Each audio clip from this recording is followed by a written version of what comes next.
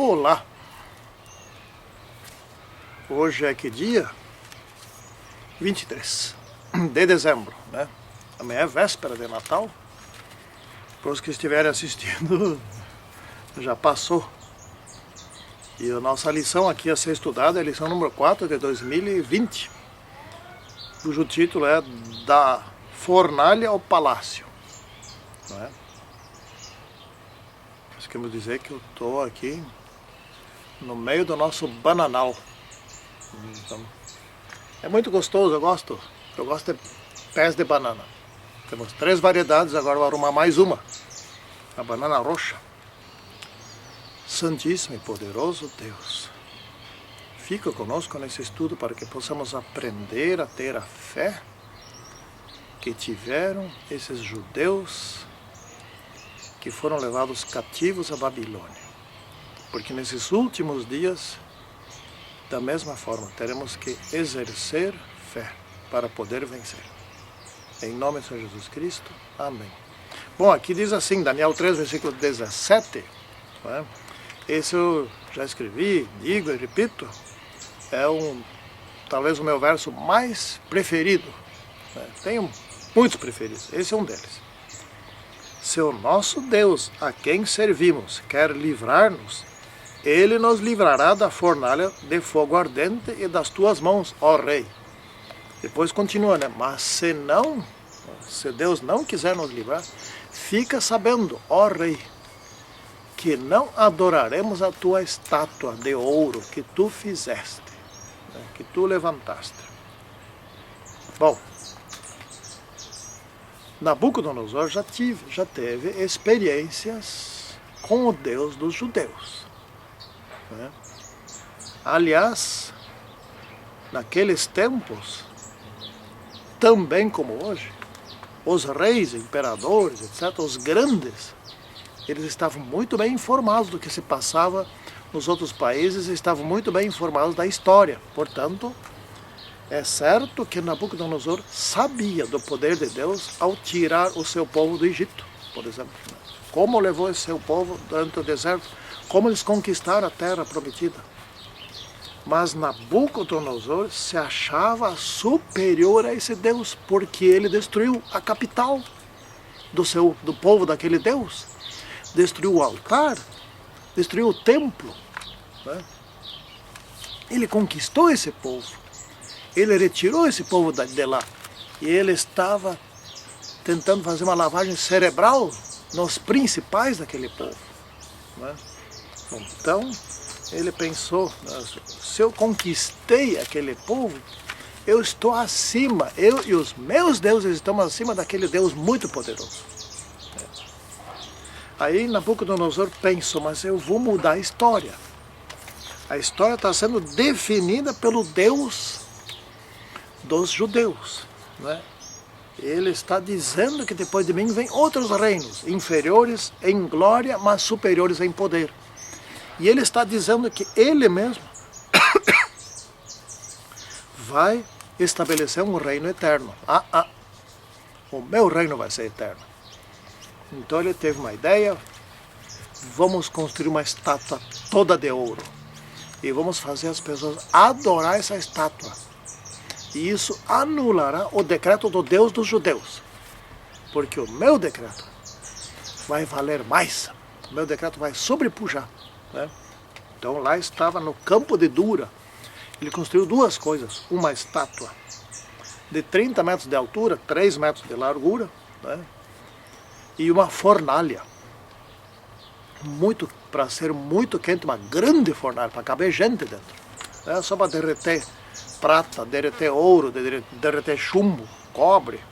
Não, era para caber gente dentro. Fornalha para derreter essas coisas não são tão grandes assim, mas porque dava para caminhar dentro da fornalha, né? E eles usavam lenha dura, que quando queimasse, fizesse muito calor, e também usavam betume, que se usava naquele tempo, né? Hoje ainda se usa-se fuel oil, né? Óleo para fornalhas de derreter aço, chumbo, essas coisas todas. E tinha foles, né, do lado de fora, para bombear ar para dentro. Né. Ele construiu isso. Aí de que mais? A história vai mudar. Eu vou mudar a história. E então, eu não sei se ele se lembrou ali, naquela ocasião de que os judeus estariam lá, porque os judeus serviam a ele e eram os melhores servos que ele tinha. Ele deve ter pensado, bom, eles vão se ajoelhar diante dessa estátua, não tem dúvida. Eu que mandei. Né? E nessa estátua aí, até Nabucodonosor se tornar um animal, ele não se converteu. Nem ele, nem seus magos. Aliás, os magos eram sacerdotes dos deuses, dos ídolos. Esses é difícil se converter, né? Ou, vamos dizer assim, impossível. Né? E Nabucodonosor teve várias experiências já. Né? Além de conhecer a história, ele teve a experiência, né, ele soube que os jovens se alimentavam diferente, tanto é que ele nunca reclamou disso. Né? Soube que os jovens ficaram muito mais fortes com a alimentação diferente, mas ele não exigiu que essa alimentação fosse também para os demais. Ficou com os 3, com os 4. O sonho da estátua foi revelada por aqueles jovens através de Daniel. Né, os 4 oraram, né, e Deus deu a revelação, etc. Ele sabia disso. Mas ele se imaginava, eu sou mais, porque eu conquistei esse povo. Eu derrotei esse Deus. Portanto, eu vou mudar a história. Né? E aí, temos que também lembrar aí que Babilônia, desde sempre, é a arqui-inimiga de Deus. Começou com a Torre de Babel. Né? A Torre de Babel de Nimrod, que se rebelou contra Deus por meio daquela torre. Não, eu vou construir uma torre e se Deus mandar água, chuva, de novo nós vamos subir na torre. E nós vamos subir lá em cima, antes da chuva, e vamos adorar os astros. Ali que começou a adoração dos astros, que já tinha antes, a adoração idolátrica também já tinha antes. Né?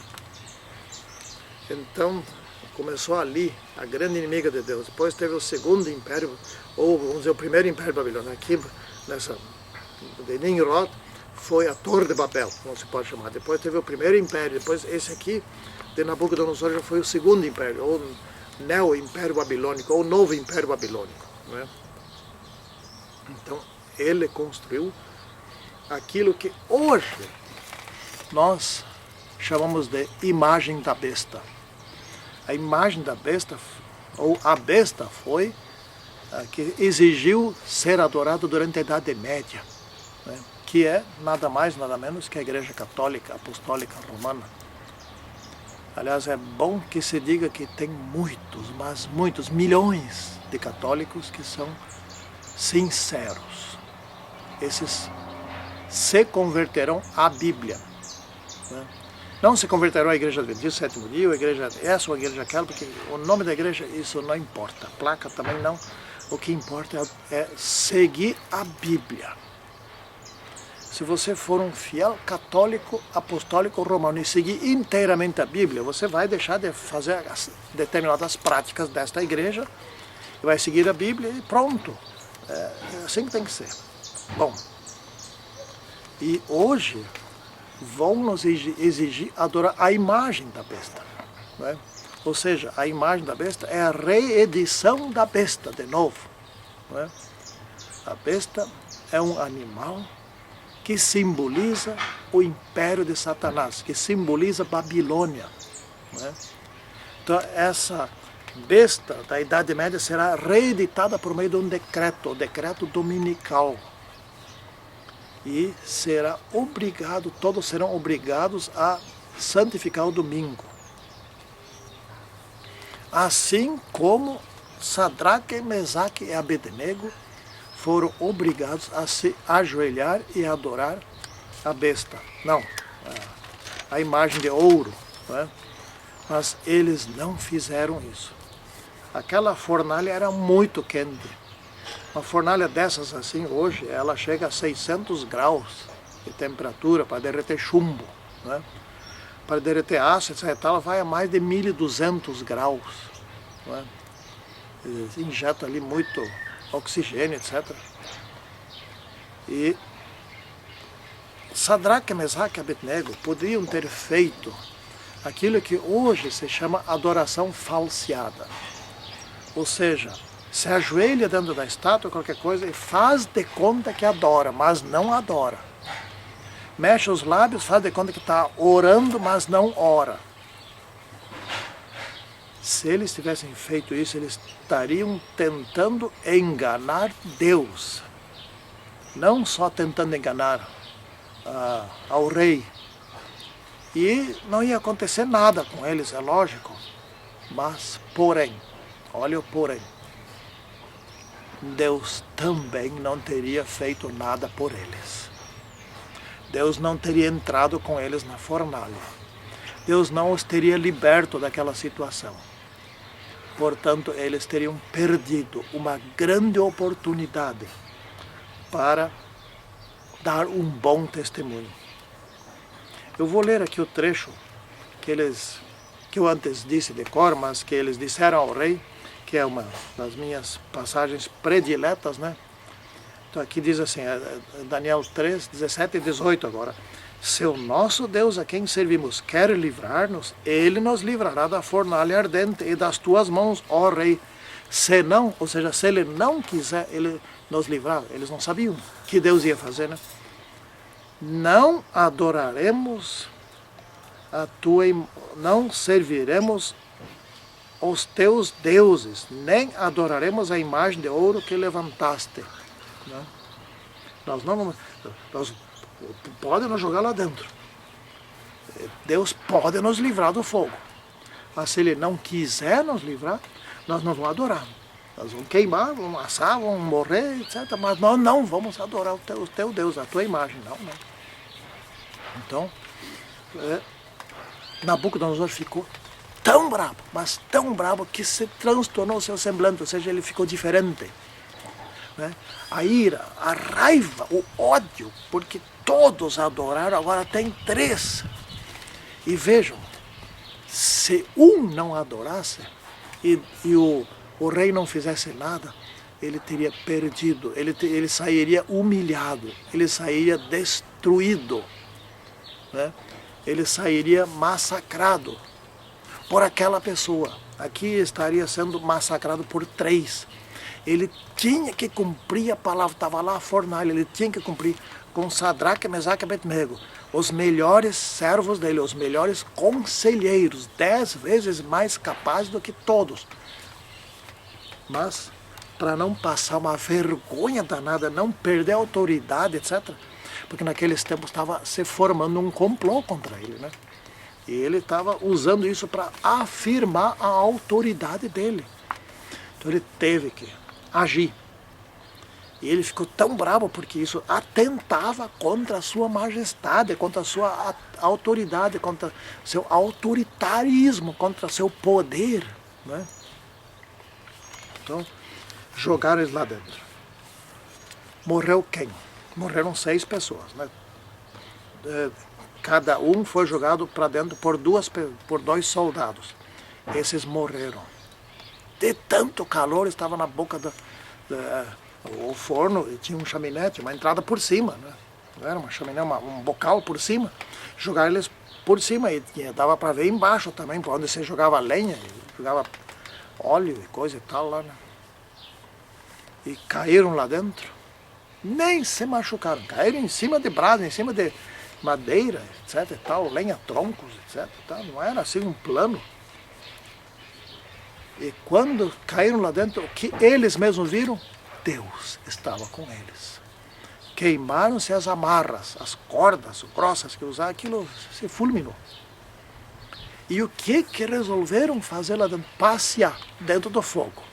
Mas isso nunca tinha acontecido e nunca mais aconteceu e nunca mais vai acontecer, porque no inferno ninguém vai passear lá dentro. Né? Deus entrou no fogo com eles. Deus, eles se enganaram ali nessa parte. Se Deus nos quiser livrar da fornalha ardente, Deus não livrou. Mas entrou com eles, Deus fez diferente. Ninguém imaginava, nem eles, nem ninguém imaginava o que Deus faria. E fez isso. Entrou no fogo com eles. E eles não sentiram calor, nada. Eu acho que os três sentiam mais calor do lado de fora do que ali dentro. Porque o lado de fora era um deserto, né? A planície de Dura é um deserto. E o calor da boca do forno, da fornalha, né? Agora ali dentro eu acho que eles deviam estar sentindo uma temperatura muito agradável. Isso eu penso, né? Deus entrou no fogo com eles.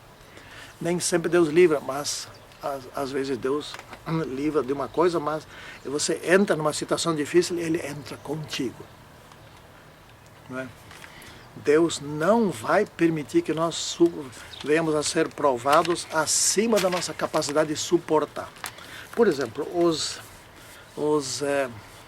aquelas pessoas da Idade Média, os que foram mortos, né, mártires da Idade Média, como é que eles cantavam queimando no fogo? Como é que Estevão estava orando a Deus com calmamente, recebendo pedradas. Pedrada na cabeça, por exemplo.